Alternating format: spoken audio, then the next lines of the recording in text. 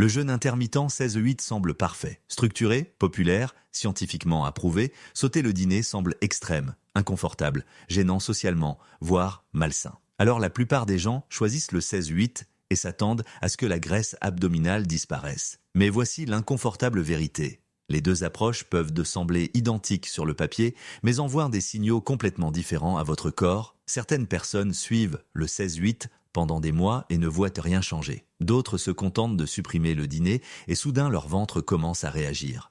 Non pas parce qu'ils mangent moins de calories, non pas parce qu'ils sont plus disciplinés, mais parce que le timing est plus important que la durée. Votre corps ne compte pas les heures de jeûne. Il réagit au moment où l'insuline se calme enfin, où le foie peut se reposer et où les cellules graisseuses se sentent suffisamment en sécurité pour s'ouvrir. Dans cette vidéo, vous apprendrez pourquoi le 16-8 échoue souvent pour la graisse abdominale, pourquoi sauter le dîner fonctionne pour certaines personnes mais pas pour d'autres, et quelle approche crée réellement les conditions hormonales auxquelles la graisse viscérale réagit. Parce que la perte de graisse ne consiste pas à choisir la méthode la plus populaire, il s'agit de choisir le signal que votre biologie comprend. À première vue, le 16-8 et sauter le dîner se ressemblent de presque. Les deux réduisent les heures de repas. Les deux promettent une insuline plus basse. Les deux sont étiquetés « jeûne intermittent ».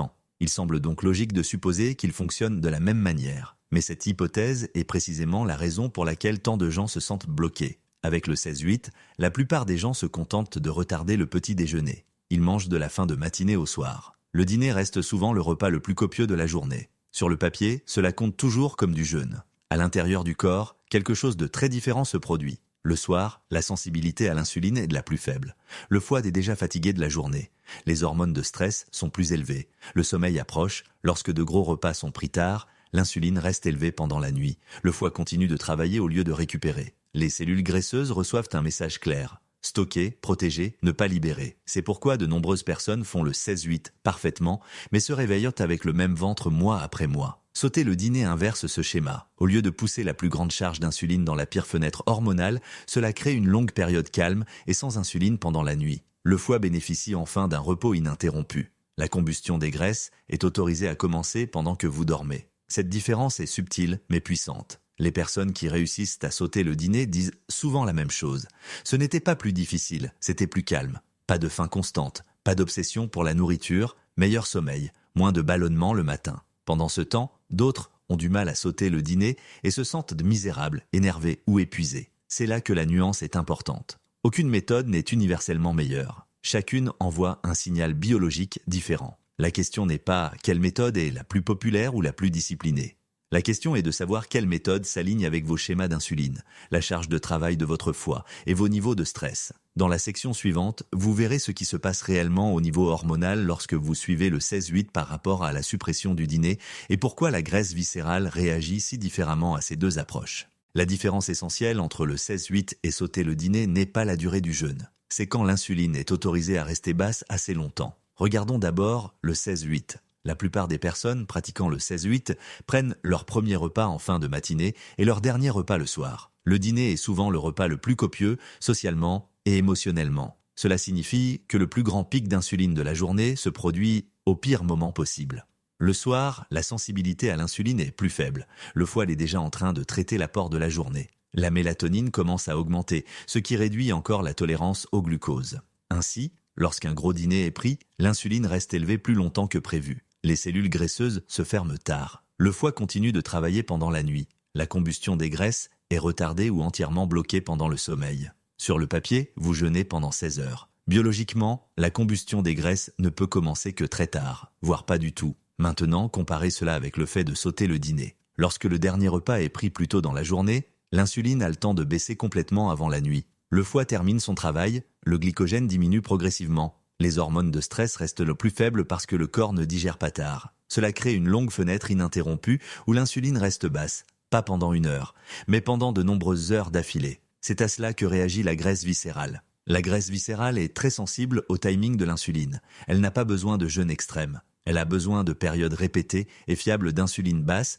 pour se sentir suffisamment en sécurité pour libérer l'énergie stockée. Sauter le dîner crée cette condition plus constamment que le 16-8 avec une fenêtre d'alimentation tardive. Mais il y a une autre couche, le stress. Certaines personnes vivent le fait de sauter le dîner comme quelque chose de calme et naturel. D'autres le vivent comme une menace. Si sauter le dîner augmente le cortisol, la glycémie monte, l'insuline suit et le bénéfice disparaît. C'est pourquoi sauter le dîner fonctionne mieux lorsque les repas plus tôt dans la journée sont satisfaisants. L'apport en protéines est adéquat. Le sommeil s'améliore, ne s'aggrave pas. Pour ces personnes, la combustion des graisses commence souvent pendant le sommeil. Les ballonnements matinaux diminuent. La graisse abdominale réagit lentement. Le 16-8 peut toujours fonctionner, mais seulement si le dîner adélégé est tôt. Une fois que la fenêtre d'alimentation dérive trop tard, le contrôle de l'insuline s'affaiblit et les résultats s'estompent. C'est la vraie comparaison. Le 16-8 est flexible, mais facile à désaligner. Sauter le dîner est puissant, mais seulement quand cela semble sûr. Aucune méthode ne brûle les graisses par la force. Les deux réussissent ou échouent selon la clarté avec laquelle ils communiquent à la stabilité au corps. Ensuite,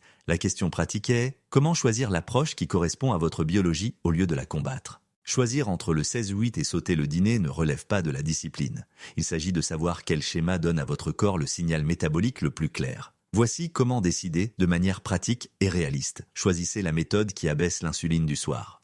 Si votre dîner est copieux, tardif ou émotionnellement important, le 16-8 échoue souvent discrètement. Dans ce cas, sauter le dîner ou manger très tôt crée un soulagement immédiat de l'insuline. Si le dîner est léger et tôt, le 16-8 peut bien fonctionner. La règle est simple, moins vous déclenchez d'insuline le soir, plus la graisse abdominale devient accessible pendant la nuit. Observez le sommeil, pas la faim.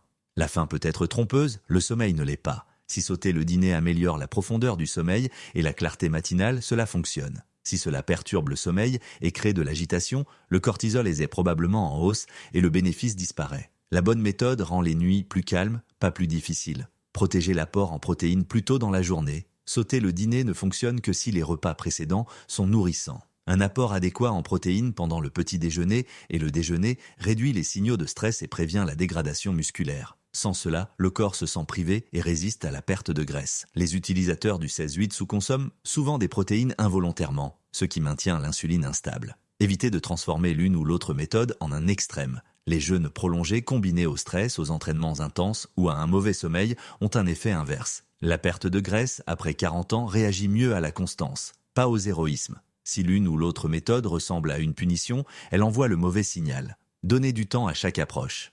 La perte de graisse ne se juge pas en jours. Testez une méthode pendant au moins 2 semaines. Observez la qualité du sommeil, les schémas de faim, l'énergie et l'apparence du ventre le matin. La méthode qui produit du calme, de la prévisibilité et des améliorations subtiles est la bonne pour vous. Ni le 16-8, ni sauter le dîner ne sont obligatoires. Si vous souffrez de diabète, de problèmes thyroïdiens ou êtes sous stress chronique, des ajustements de timing plus doux peuvent être plus sûrs. Ne combinez pas le fait de sauter le dîner avec un entraînement intense le soir ou une forte consommation de caféine. Cela augmente souvent le cortisol et bloque la combustion des graisses. Attendez-vous à des changements internes avant les changements visibles. Une réduction des ballonnements, un meilleur sommeil et une faim plus stable apparaissent généralement en premier. La graisse abdominale suit plus tard. Si rien ne s'améliore après plusieurs semaines, le problème est probablement le stress ou la composition des repas, pas la durée du jeûne.